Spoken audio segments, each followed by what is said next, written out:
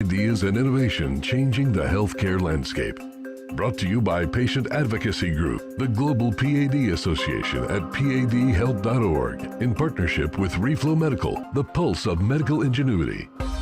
Here are your hosts for the Heart of Innovation, Emmy Award-winning journalist and founder of the Global PAD Association, Kym McNicholas, and interventional cardiologist and founder of Save My Piggies Health and Wellness, Dr. John Phillips. Hi, everyone, and welcome to the show. We are really honored today to let you know that we had an incredible honor bestowed upon us. The Heart of Innovation was named as a top 15, actually number one on the list, the top 15 Women in Innovation podcasts. Now, we got to put a wig on Dr. John over there, but I'll take what I can get without you, but we feel thank you to FeedSpot for the honor and recognizing us. This was definitely an earned achievement. We did not, no one nominated us. We didn't submit anything. We didn't pay for anything. So for FeedSpot to actually recognize us, find us, recognize us, and place us as number one on the list of the top 15 Women in Innovation podcasts. It's a real honor, and we truly appreciate it. And a big thank you to my entire team, especially my co-host, Dr. John, because I couldn't do it without you. Of course, Joshua, our incredible YouTube producer, and Chris D and Michael and the entire team at KDOW, and to Colin, who had been with us prior to Chris D. We really appreciate all the help and support that you've given us, and the opportunity that you've given us to have this incredibly powerful broadcast. And, Dr. John, what means even more to me about this honor is that we are the only mainstream podcast that's focusing on helping to raise awareness for a disease that's more prevalent and deadlier than most cancers combined, which is peripheral artery disease. That's that circulatory issue that's in the legs that, left untreated, could lead to heart attack, stroke, and amputation. And so imagine being able to get out there and have this honor and being able to save life and limb at the same time. It's truly incredible. Indeed. I mean, it's humbling, the work that you put into this, the behind the scenes stuff. Folks probably don't know how much effort you actually have to put in to get this thing off the ground. I come in and provide a little bit of color, and that's about it. So I'm really happy, and I think I find myself mentioning the podcast more now than I had before. In fact, yesterday I had a patient who was seeing me as a second opinion, and she was pretty disgruntled with some of the care that she had and felt like she didn't really know where to go. And I had mentioned to her what, the Heart of Innovation, the Way to My Heart, things of that, just like looking for a support group and trying to find other people that share her same disease process, and maybe she can learn from them, because she was a little depressed, frankly, with the diagnosis. And it's just great to know that there is something out there for somebody and that we're a small part of it. Fantastic honor, and really, really humbled to have that. Even though it's Women in Innovation, I'll take what I can get, like I said. Exactly. You mentioned something really important, and that's why I'm really glad with what we do and the reach that we have. 107,000 streams every single month for this broadcast just in the San Francisco Bay Area alone. Of course, we do stream online thanks to our producer, Josh. But I was just reading this article from Intermountain. They did a study on PAD patients that was presented at the American College of Cardiology. And what doctors, I think, don't realize is that when these patients get diagnosed, you can't just leave them to the internet. You can't leave them to Dr. Google, because the moment they go on Dr. Google, they go and find that, they're going to be dead in 5 years. And this study from Intermountain says that more than 50%, there's a 50% mortality rate for most patients being diagnosed with PAD today, likely because they're being diagnosed at a later stage. They're not diagnosed in the early stages where there's so much that can be done, even just by the patient, walking, smoking cessation, getting their glucose under control, taking the right medications, eating right. It's really important. Yeah, and I think more and more people are actually turning to, I guess the term would be alternative places to find information about healthcare. I don't know if I mentioned this in one of our other shows, but I just recently read a Wall Street Journal article, and they talked about the level of trust that is kind of going down with patients as it pertains to their healthcare providers. And as you know, physicians, we're front facing, and we are kind of the face of medicine, despite them often being disgruntled with their insurance and the pharmaceutical costs. But I think it was a Gallup poll that said in 2021, I think it was 67% of people had a favorable, like they rated their physician as very trustworthy or high trust value, and in 2024 it was only 53%. So it's just kind of like we've got to do better at this, but people are turning towards social media and stuff like what we're doing here, and so it's important for us to carry the flag and give honest information, and I think that's why people tune in. We're pretty forthright when it comes to the gravity of the disease process.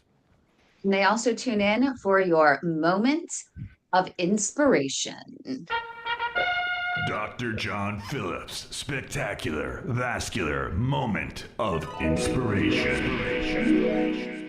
You had to have liked that transition. That was see, smooth. you're getting so good at. I mean, obviously, this honor is going to your head. I mean, it's like that's such a transition is wonderful. So since we are going to be joined by a baseball coach, I thought of okay, who can I get some interesting but funny quotes from? Because this is a serious topic. We're going to be discussing somebody who's had an amputation, but the kind of air of conversation that we had with Tommy, he's taking this in stride, literally, and he's a pretty funny guy. So I thought, all right, let me get some quotes from Yogi Berra. So I got just a couple of them, and they're just whimsical. But the one that I think a lot of people really it resonates is he's quoted as saying, "It ain't over till it's over," and I mean that's one that everybody's heard. But this was a funny one about pizza, and he said, "You better cut the pizza into 4 pieces because I'm not hungry enough to eat 6." And the last one is here. You hit it. Yeah, I know. Sorry to jump it in. And then the last one, and then I'll mic drop it. Love that. Always go to other people's funerals, otherwise they won't come to yours. Tommy, we have to loop you in soonest. What do you think of those quotes? Those were great. Great way to kick off. Oh, I love it. Yeah, you segued right into baseball, and that's my lifeline, as I said earlier. And so Yogi, he was really whimsical is the right word, John. I saw a documentary on him, and the guy was actually very, very intelligent. And I think some of the statements he made that I thought they were almost intentional, but really a good man and a heck of a catcher and a great baseball player. But baseball is my love, as you mentioned earlier, John, and I've been coaching at the college level for 15 years now, and I enjoy the heck out of it. I coach at Santa Rosa Junior College, and I have to say the boys are playing really well. We're oh my golly, we're 32-1 right now, and ranked number 1 in the state. And out of 316 colleges in the nation, we're ranked number 10. And it's not because of the coaching. I just want to make sure you know that, okay? It's because we've got some talent. I don't know about that. There has to be a good coach behind a good team. I think the challenge for me as a coach with that kind of a record is just to keep the guys motivated to do better, keep grinding, keep working hard. And that's the life of an amputee. It was my life anyway. It's just, it's hard work, it's perseverance, it's a positive focus outlook, it's prayer. That's what it was for me. And we incorporate that into baseball as well. And so Brad Hill was a huge part of that for me. And I just can't say enough. I'm so grateful to him for being part of my life. And coming up right here on the Heart of Innovation, we're going to hear about Dr. Brad Hill and how he met this wonderful man, this coach with such contagious energy and spirit. Next, right here on KDOW in the Heart of Innovation. So don't go away. Leg health can indicate risk for heart attack, stroke, and amputation. Awesome. Sorry, Tommy, I didn't see your text messages till just now. Oh, no worries. I figured it out. I didn't have to ask my 7-year-old granddaughter either. Did we get, did we get a countdown for that one? We got 1 minute, but I didn't see 30 seconds. So I got concerned because it seemed like Okay, I might not have had a good perception of time, but, hey, Christy, do you do a 30-second? Or can you? Usually I don't. Would you like me to do a 30-second though? Please. Would you mind, just because I don't have any concept of time, as you can just see. Yeah, in the Zoom chat though, right? Yeah, and the Zoom chat would be great. Yeah. Okay, I got it. So we have to start from the beginning with Coach Tommy, don't we? Like, Yeah, we do. all right. So you're gonna bring us back, Kimberly? Oh, sure. Or do you want me to? I'm happy to. Why don't you bring us back and then I'll do the rest. Okay. We can do that. And we'll bring in, I know Dr. Hill didn't want to steal the thunder and do too much, but we should, just because he did introduce you, we should get you, at least at some point. But I think that I'll let Dr. John kind of bring you in at some point, just doctor to doctor. Sure, we got 30 seconds. Thank you. This is clinical. another 8. What's our segment length here? Is this 8 minutes, Christy?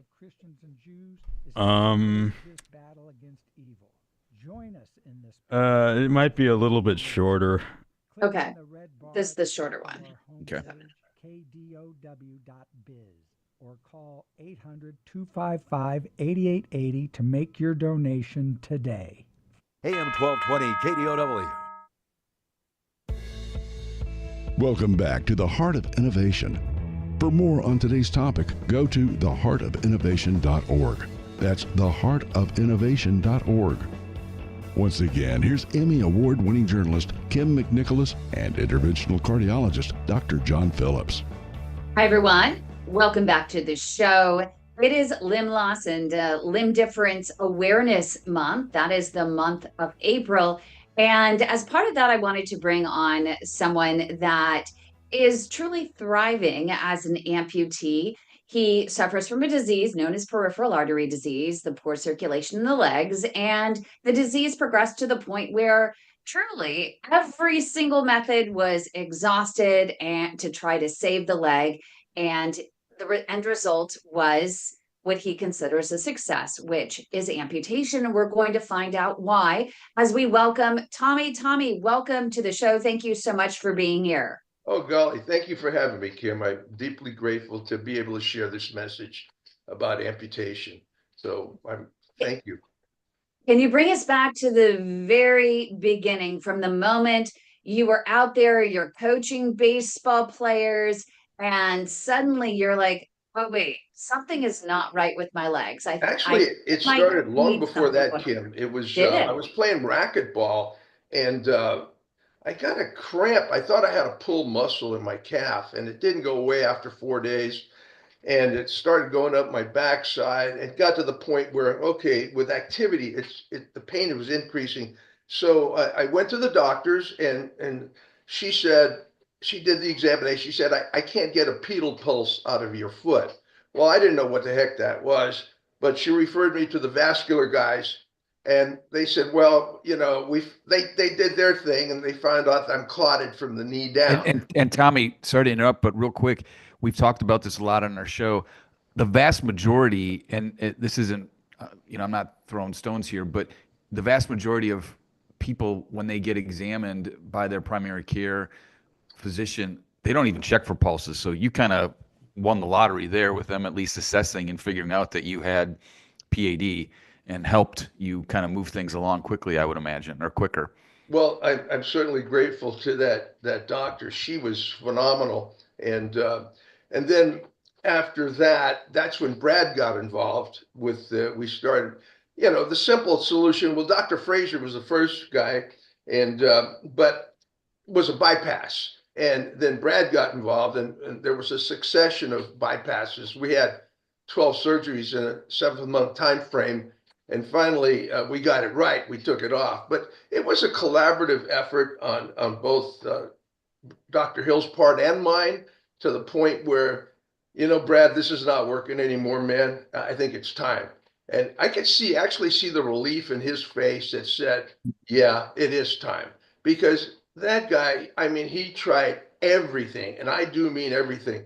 We went to Stanford for another consultation opinion. Brad said, do you mind if I come along? I said, heck no. And I think the guy's name was Dr. Neil Alkoff, was it, Brad? That's right. Mm-hmm. Yeah. So Neil was, he basically said, if you do any more surgeries, you're looking at an above knee amputation. Well, I knew I wanted to keep that hinge, man. I didn't want to deal with above knee. And then that's when Brad started getting involved, and we worked on it, and we had success finally. We took it off, and now, the thing is, I've seen so many amputees, and Brad has pointed me to a lot of them that I mentored.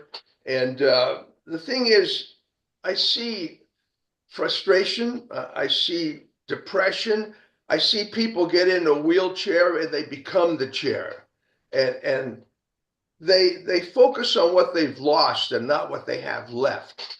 And honest to goodness, I'm here to say that the world does not stop at the end of your knee. You just have to be the positive focus outlook, as I mentioned earlier, the perseverance, the hard work, the prayer. I'm a faith-based man. All of those components played a big part in my recovery, and my wife as well. And it was huge. I had so much support from my family, but I think it starts, there's an internal mechanism in all of us. And for me, I wanted to take a walk again, man. I didn't ever think I would be playing racquetball at a tournament level. And buddy of mine and I, we won a state championship doubles. I went to nationals and came in second one year, third the next year. And I'm playing against able-bodied people. And so that was encouraging too. This racquetball fellow I mentioned earlier, Gene Perret, just a huge, huge inspiration for me. The guy was a phenomenal player, recognized nationally and universally.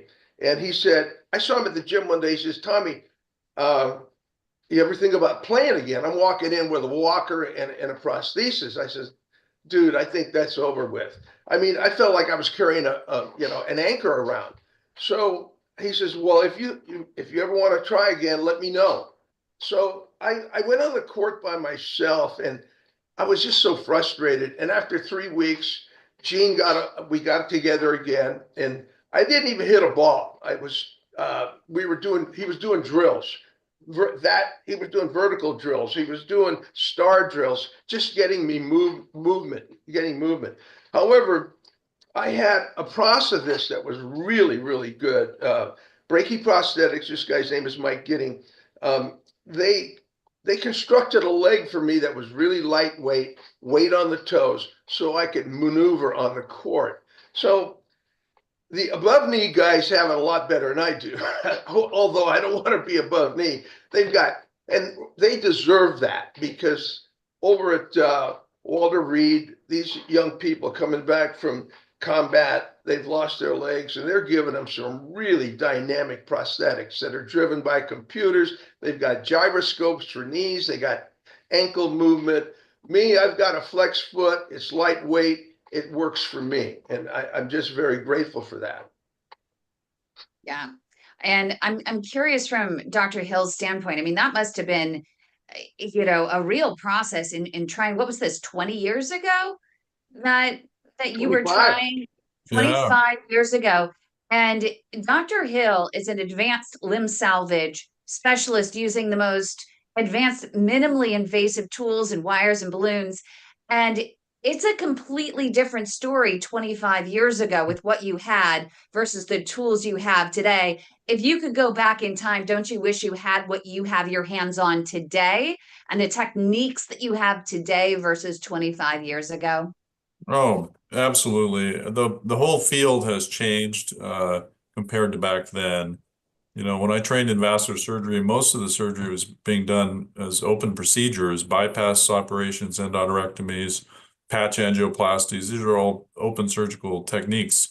And in the mid 90s, late 90s, that's when endovascular really started. And in the early 2000s, when Tom had his amputation in 2001, you know, these techniques were just becoming more mainstream. But even then, the wires and balloons and catheters we had were too large to go down into the little tibial arteries below the knee where Tom's problem was. So we were really limited to open surgical techniques to correct the problem back then that he had. But certainly the field has evolved. Now we have you know, wires that are 14 thousandths of an inch thick and balloons that go over those wires and little stents that can go down into the tibial arteries now and elute or put off medications that prevent clogging of arteries after you do the treatment. So the field has completely evolved. But I must say the connection I had with Tom back then, you know, was really special. I mean, here was a man who, you know, had a incredible life. He had a family, was very involved in the community. He had a cooking show he was doing for the community back then. He was, you know, a sportsman. And, you know, he was facing this challenge in his life. And it really, you know, touched me very deeply. And as a surgeon, we did everything we could try to do to save his leg. We did, you know, bypass surgery. Initially, he came to me after he'd already had a bypass, and we took vein from both legs and spliced them together. And then we used prosthetics. We used cadaver veins. We did everything we could. But it came to a point where the limb was really non-functional, and Tom was having a lot of pain, I remember. Right. And coming up right here on the Heart of Innovation, we're going to find out why this amputation was the quote Saul DePaul unquote moment for Tommy. So don't go away. Stay with us right here on the Heart of Innovation on KDOW. 3 years ago, my symptoms started with leg pain and leg cramps while walking. Me too, with a tightness in my calf. Okay. All right. That was interesting. Yeah, because nowadays you take the wire, but I'm curious. So I'm sure probably you got him on the right medication. Do you know what was causing it? Was it AFib, valvular issues? I think it was clotting? in situ thrombosis of a plaque behind the knee that caused initial thrombosis. But this is pre-statin era, you know. And this was unilateral? It was unilateral. The other There's leg's some disease on the other side, side, but it wasn't as advanced. Yeah. Tom, I'd like to I think, you know, as this conversation evolves, and at least as I've been listening to you, I don't know that we need to focus. I mean, we've kind of gotten to the point where you've had the amputation, but I guess what I'd like to know, while we talk about this online or live, like how you wrapped your head around losing your leg, where I've run into a lot of people and they just kind of mail it in. But, you know, for you took it as like a gift, you said. And I really did, you know, I want to hear that. You know, and our audience needs to hear that too. Acceptance. You have to accept what you have. And then you move on from that. What can I do now to get me back where I can be mobile, do the things I used to do? And I'm not going to say it was easy. As I said earlier, it was a heck of a lot of work. And there were times when I failed. You know, I fell down on the court and then I have to get back up, stuff like that. But the key is getting back up. But I think that the number one thing is acceptance. I can't change it. Okay, so I'm going to make the best of it. And as I said, I had so darn much support from Brad and my wife and Mike getting at brachyprosthetics and my family. It was a huge component in my life to get me back to where I was. And that's what changed it for me. And as I said earlier, I'm a faith-based guy, and that was a huge part of it as well. Yeah. So what do you think we start with, kind of that Saul DePaul moment, and Sure. progress then from there? Yep. Because that would be great. Is this segment I length think here? we ate. We ate a little bit. this. We're still eating. So probably about. Christy, what do you think? Is it about 7? I have to wait until the computer corrects the time. So when it does, I'll write it in the Zoom chat. Thank you. And we got 30 seconds. Perfect. All right. For the gas and groceries giveaway, you can win $2,500 in gas and groceries. I know Mike's voice. I hear Mike's voice. Yes. Who did the initial the intro? Whose voice is that? It was a guy that they used to have a long time ago, and then he just does me the favor, and he'll like do them a favor and come in and do it. 1220 KDOW. Welcome back to the Heart of Innovation. For more on today's topic, go to theheartofinnovation.org. That's theheartofinnovation.org. Once again, here's Emmy Award-winning journalist Kym McNicholas and interventional cardiologist Dr. John Phillips. Happy Saturday, everybody. It is a great day to be alive. It's a great day to be listening to this radio show and our podcast. And it's a pleasure to have Tommy and Dr. Brad Hill as our guests. And so as we went into break and we're discussing during the break, Tommy, you basically said to yourself, okay, I can't do anything. This leg is not functional. It's leaving my body. Right. And you speak of the term acceptance, and you also mentioned you're both literally and emotionally falling down, but just picking yourself back up, and that's what defines us as human beings. So just, can you let our listeners into your brain for a little bit to how you came to that, to accept what God had given you? And because you said this is now a gift. To be an amputee is a gift, and I think that is a very powerful word to use, gift. Absolutely, John. As I said, amputation for me was my Saul to Paul moment. And I was looking at a beautiful picture of Jesus, and I said, I don't know what you want me to do with this, but I know there's a purpose to it. And what is our purpose in life? It's life with a purpose. And I got to that point, whereas I knew that Brad had tried everything. I mean, everything possible to save it. And finally, okay, we have to take it off. And I have to share this with you. So that was on March the 25th. However, March the 24th, well, let me go back even further. March 17th, it was a Saturday, 2001. It was St. Patrick's Day. It was sunshine and blue sky, and it was just a beautiful day. And I had been in a hospital bed for cumulative 64 days. And I just broke down and cried, man. I broke down and cried like I was a 2-year-old. And a nurse came in, and she was so kind, so kind. And then that's when I talked to Brad. I said, hey, man, it's time. And Brad says, hey, I got an opening next week. We can do it then. I said, sooner the better. Then Brad says, came back Tuesday. I got an opening. Then he says, I got an opening tomorrow. I said, let's do it, man. So that Saturday, I prayed, man. I didn't pray for a miracle. I just prayed for saying, what do you want me to do with this, man? What do you want me to do with this after? Honest to goodness, John, hand over heart, G-O-D, brother. They wheeled me down to OR, and I was in a peace that I've never experienced before. And Brad rolled me in. Brad was he had music. I'll never forget that. I don't know if it was country and western or something. I said, man, that dude looks relaxed. And I said, this is a good sign. But I knew he was in his element, man. He was in his place. And the next thing you know, I was out. I wake up an hour and a half later, and it was gone. And honest to goodness, I looked at it and I said, whoa. But I didn't feel regret or remorse.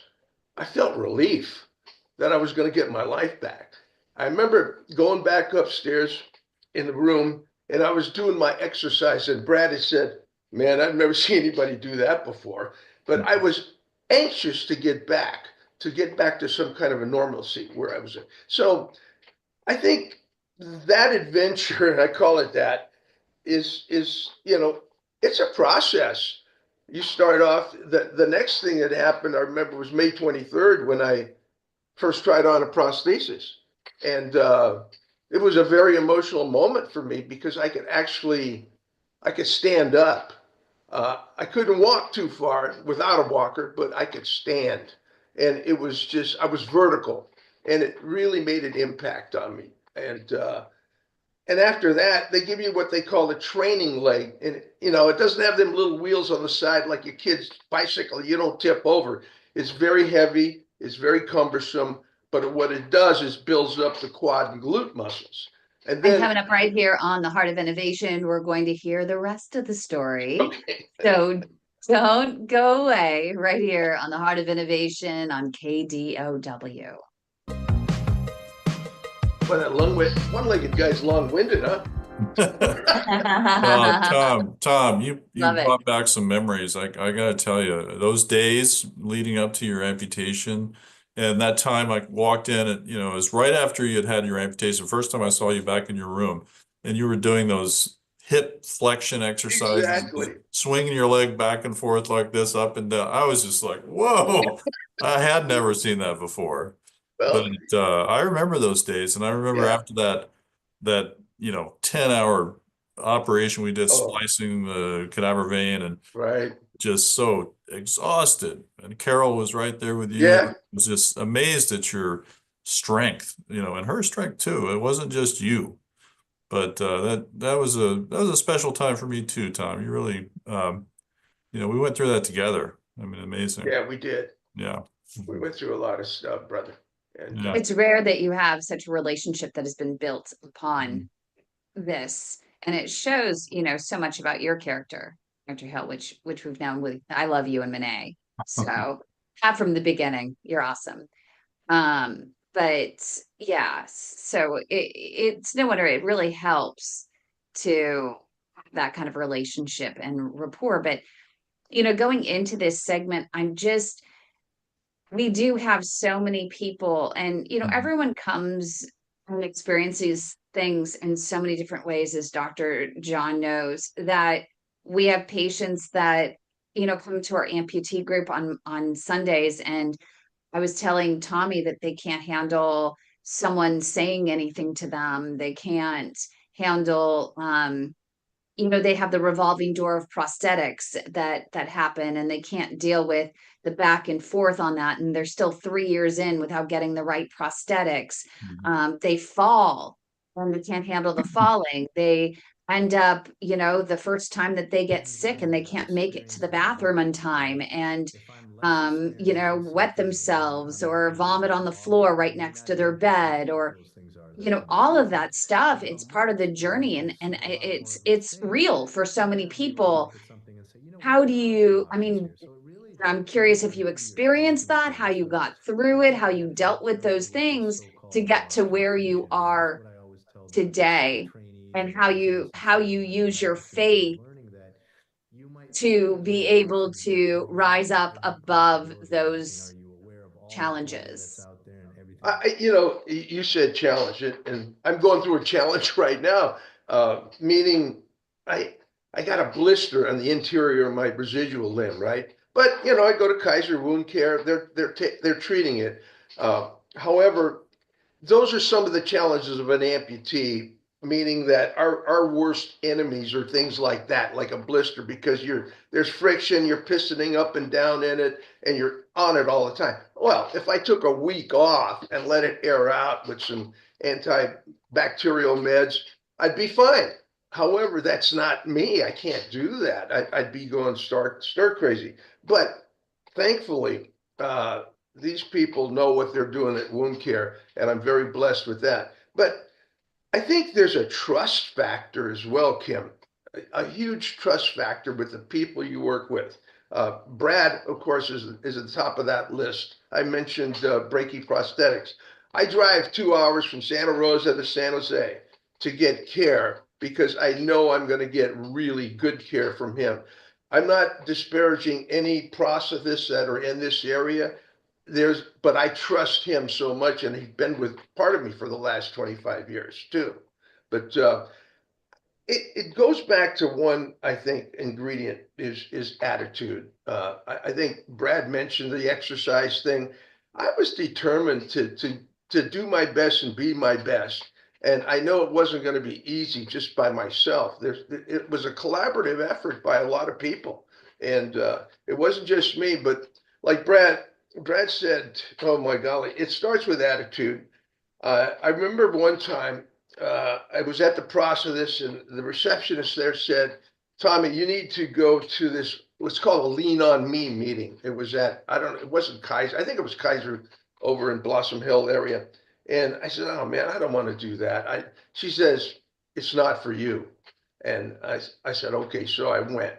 And all I heard was moaning and groaning. And I just, man alive, I was getting a little exasperated with that. However, this guy was in a chair and he'd been Got in the 30 chair. And seconds. he's oh, you got to go?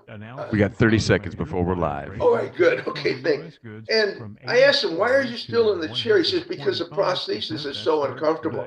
Well, that's why you have a prosthesis. Go back and see till he gets it right. It's all about your comfort, man. It's all about your comfort. But he wasn't willing to do it. So it takes that too. You have to be willing. Just to advocate. Yeah. AM 1220 KDOW. Welcome back to the Heart of Innovation. For more on today's topic, go to theheartofinnovation.org. That's theheartofinnovation.org. Once again, here's Emmy Award-winning journalist Kym McNicholas and interventional cardiologist Dr. John Phillips.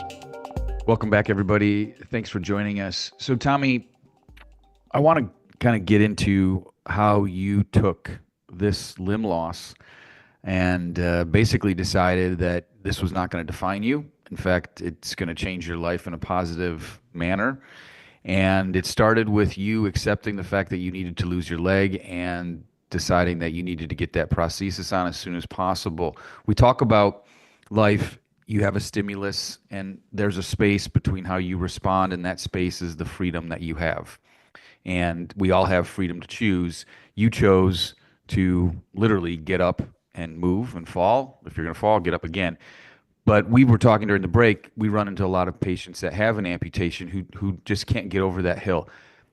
Share how you did that mentally so you can help us help some of these folks. I think that you really have to be willing to work and not be afraid of failure, because you're going to fail.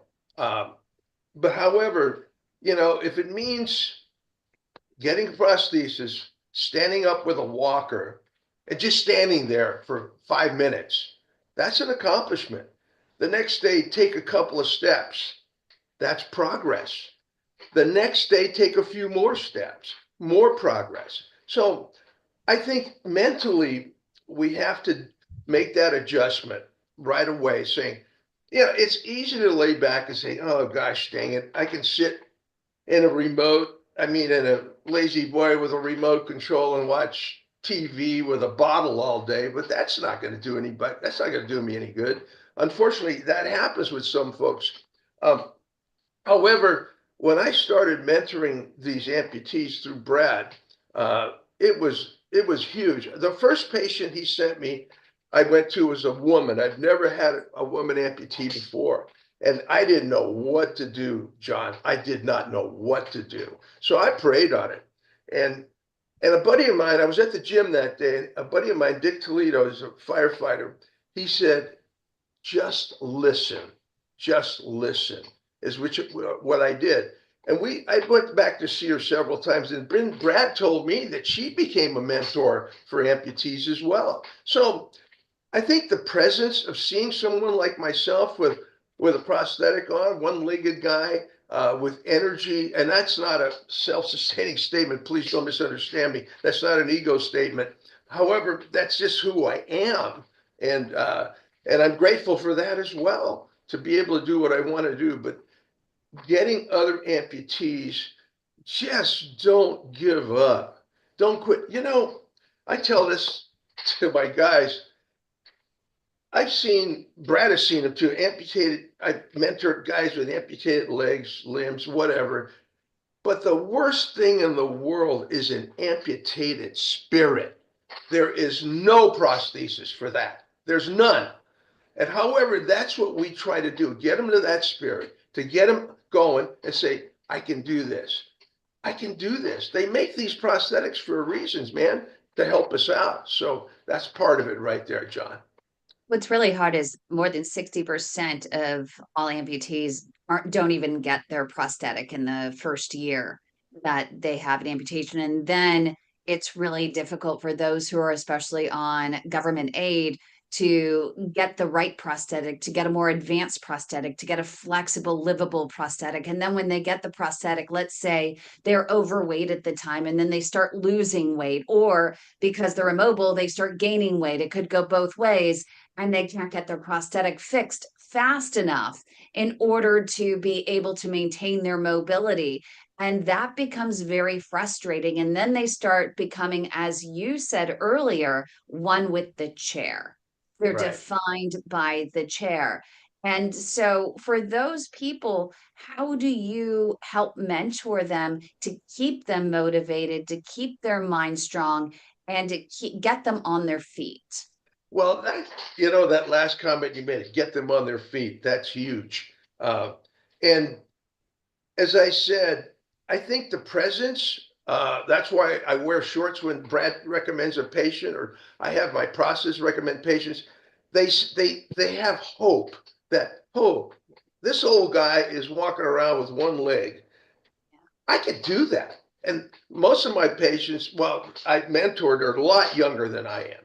And so real quick, Tommy, yeah, John. if people that are watching this on our YouTube channel, looking at you, I need, number one, you need to show us your driver's license, because I do not believe that you are 84 years old. Is that correct? You're 84. That's so correct. Folks, Yes, when sir. he's saying this old guy, I don't know that I've ever seen an 84-year-old with an amputee, an 84-year-old amputee that's ambulating. Well, I appreciate that, John. But again, we talk about, hey, man, I wanted to take a walk. Let me be honest. I would have been happy for the rest of my life walking with a cane within a year of the amputation. However, okay, that happened. No, I wanted more. I wanted to be ambulatory without the cane. And then the racquetball thing came in. And, I continued doing the TV shows. I did a cooking show in San Jose, but I just wanted to take a walk again. And then you want more after that. You see progress, you want more. And that's what my message right now, and to my dear brothers and sisters who are faced with lost limb, it's not over. You keep working. You progress. It might be very small, however, it's progress.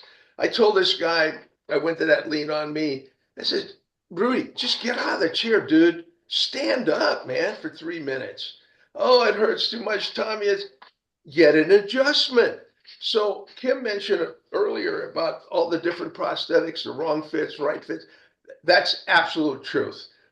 However, if it's not fitting right and you're feeling some discomfort, don't live with that discomfort, man. You need to get back to the process and have him fix that. And they'll say, I've heard guys say, well, I've done all I can do. Well, then you need to go somebody else, dude, because that's not all he can do. I get it. These guys think they're experts, but they're not living with limb loss. And so they're able-bodied guys telling you what they should be doing. Can I ask you a question real quick? Absolutely. We haven't touched on this, but you coach the Santa Rosa Junior College baseball team. I imagine you get guys moaning about maybe running some whatever it is that they have to do, but once they see you with your prosthesis, I bet you they don't moan too much, right? That's pretty accurate. There's no excuses. No excuses. All of a sudden, there's no complaints, right? Yeah, I have a pull. I have painted my calf. Really? Yeah. Okay. Oh yeah, those Sorry, I guys just had though, to- you know, there's an element of truth to that. I have to be honest. They see, you know, me carrying the bag in, and they said, "Okay, the octogenarian is here." Oh, I'm not going to complain about running some what we call tripods, you know, from home plate to right field and left meat back to home plate. But there's a lot of discipline there too, and I have to be a part of that. I don't do it intentionally. You know, I do the talks before every game. A lot of them is not even about baseball. It's about life and how we see life, able-bodied or with an amputee. As an amputee, it's you know, God is good, man. You know, it's just we just have to keep trucking, baby. That's it. That's it, man. You know. Amen. Coming up right here on the Heart of Innovation, we'll have final thoughts from Tommy. We're just going to keep this incredible energy going because you have such a contagious spirit. Stay with us right here on the Heart of Innovation on KDOW. Don't go away. Do you guys have are an great, estate man, plan? too. Without it, you give up control of. So nice to see you, Tom. Every time I talk to you, I just feel so good. I know you can't Carries help on it. too. Hey, that After the works both ways, conversation, dude. it's just Hey, amazing. we need to get a dinner too at I know. that It's Italian time. place. Yes. Yes. We're not going to plug them though because we're not getting anything for that. So So Tommy, what kind of cooking show did you have? oh, Yeah. I was in Got the 30 meat seconds. business, and Oh. I did usually meat products. I'd have guests that come on, and it was a Wayne's World production, man. It was you know, it was You've got to come and do our cooking show. okay. It was cable access. It was fun. It was just a We fun love it. show. It was live to tape, right? We didn't do any breaks. Once in a while, the machinery would break down. Then we directors say cut. And then we'd have to splice it in and do that. But it's as I said, I had several guests. 1220 And I always told them, KDOW. whoa, we got to go. Welcome back to the Heart of Innovation. For more on today's topic, go to theheartofinnovation.org. That's theheartofinnovation.org. Once again, here's Emmy Award-winning journalist Kym McNicholas and interventional cardiologist Dr. John Phillips. Thanks for joining us, everybody. We are, pun intended, rounding third on the show here, hopefully sliding into home safe with our guest Tommy and his wonderful vascular surgeon, Dr. Brad Hill. So Tommy, we've only got about 4 minutes left. Give us some parting thoughts. Like, what gets you out of bed in the morning to continue the ministry? I think you mentioned that you do some prison ministry as well. I do, mean, yeah. it's Well, I have a impressive. routine every morning, John. I get up at 6:30. I usually have my breakfast coffee, and then I do my meditative, contemplative prayer. I read scripture, reflections, and then I go to daily mass. I'm a Catholic, so I go to mass, and it's one of those things where I always feel better when I walk out than when I walked in. And it's the same thing with prayer. It gets me in a really good place. I spent about 20 to 30 minutes contemplative prayer, which was really hard to do at first because there's so darn many distractions, you know. And sometimes I'd go outside where I have a rose garden and you hear a darn motorcycle or something or an airplane. Then I have to get back, you know. And then I'm thanking God for that distraction, though, because He's getting me back to where I should be. And so that's what really gets me going. And then, of course, going to the field, man. I could be so doggone tired. I coach summer baseball in Healdsburg. We're 4-time state champions there. And I could be so darn tired. However, as soon as I hit that gate, man, and I see those guys, it's like getting a shot of adrenaline. I'm ready to rock and roll, man. I'm ready to go. Let's go. Let's get it done, boys. You know, they keep me going. They really do. And I've got 3 kids and 7 grandkids, 9 grandkids, and 3 great grandies, and so they keep me going as well. So I'm blessed, man. I miss my wife. You know, I lost my wife 11 years ago. However, the blessings, that's what we focus on. Wow. Yeah, the blessings. I'm speechless, Kym. I'm Well, speechless. speaking of speechless, what is that? I'm curious. You know, their coaches are known for their motivational speech. Can you give us a few words of motivation, the best motivational speech, let's say, that motivates your team to 32-1 Yeah. record and can help motivate others who have PAD to get out and persevere? Well, I think it applies to PADs and baseball. I tell the fellas that we get in a circle. I said, we're going to do our best and be our best for him. The glory goes to him because we know our journey will get us to his destination. Our effort will get him to his outcome, and our struggle will get him to his victory. It's about progress. It's about progress, not perfection. And I think we have to remember that. Sometimes we want to be perfect, and it doesn't. I remember, I don't know how much time we have, and you cut me off when you're ready. Vince Lombardi, coach of the Green Bay Packers, that was in 1959. He got these guys together in the locker room. He says, gentlemen, starting today, we're going to be in the pursuit of perfection, knowing full well we will not attain it, but by God, we will retain excellence. And we'll do it by hard work and teamwork. We're going to make good men better and better men greater.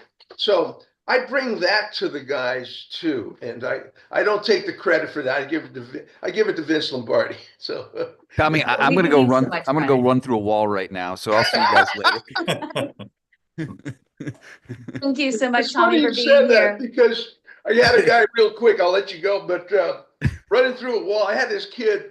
He said, Tommy, I'd run through a wall for you, and there's a brick wall. I says. He'd run through that. And he says, what do you want me to do with the bricks? You want me to build you a chimney or a barbecue, or what do you want me to do? Run through the wall. But I think part of it is setting an example for these young guys, and they respond to that. I think that's a big You've part been of it. listening to And The you Heart of definitely set Innovation an with example Emmy for us all. Award-winning journalist Kym McNicholas and interventional cardiologist Dr. John Phillips. Our mission is to support patients, caregivers, and providers through high-touch education and interaction. Our programs provide real-time, comprehensive, and personalized education, high-touch, and support for patients at risk of suffering from a disease more prevalent and deadlier than most cancers combined, known as peripheral